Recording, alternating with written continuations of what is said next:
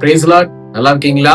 திங்கட்கிழமை நாள் உங்களை பார்ப்பது எனக்கு மிகுந்த மகிழ்ச்சி. தொடர்ச்சியா நம்ம பார்த்துட்டு இருக்கிறோம் ஏன் கர்த்தரையே நம்ம சார்ந்து இருக்கணும் அப்படின்னு சொல்லி. இன்னைக்கு பாருங்க, தானியேல் அப்படிங்கிற ஒரு பரிசுத்தவான் கர்த்தரையே சார்ந்திருப்பதனால அவருடைய வாழ்க்கையில மிகுந்த ஆசீர்வாதத்தை, நிறைவான பலனை பெற்றுக் கொண்டார். தானியேல் 6ஆம் அதிகாரம் 14ஆம் வசனத்தை பைபிள்ல வாசிக்க நல்லா கவனிச்சு பாருங்க.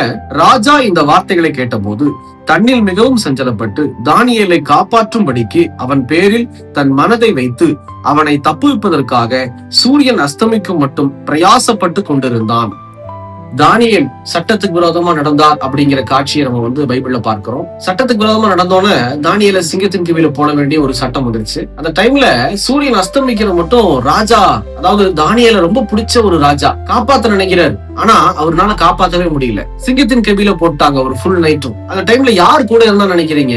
கர்த்தருடைய தூதன், கர்த்தரால் அனுப்பப்பட்ட தூதன் கூட இருந்து அந்த சிங்கத்தினுடைய வாயை கட்டி போட்டதா இந்த வேத புஸ்தகத்துல பார்க்கிறோம். அப்படி இருக்கும் போது எனக்கு பிரியமானவர்களே, நம்முடைய வாழ்க்கையிலேயே நம்ம என்ன நினைச்சிட்டு இருக்கிறோம்?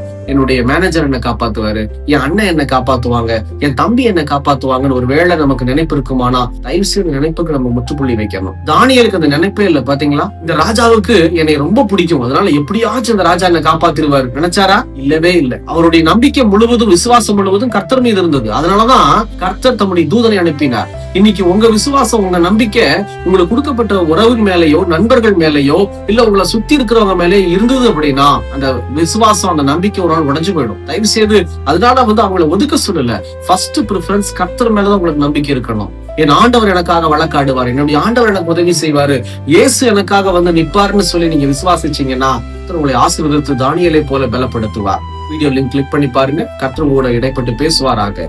God bless you.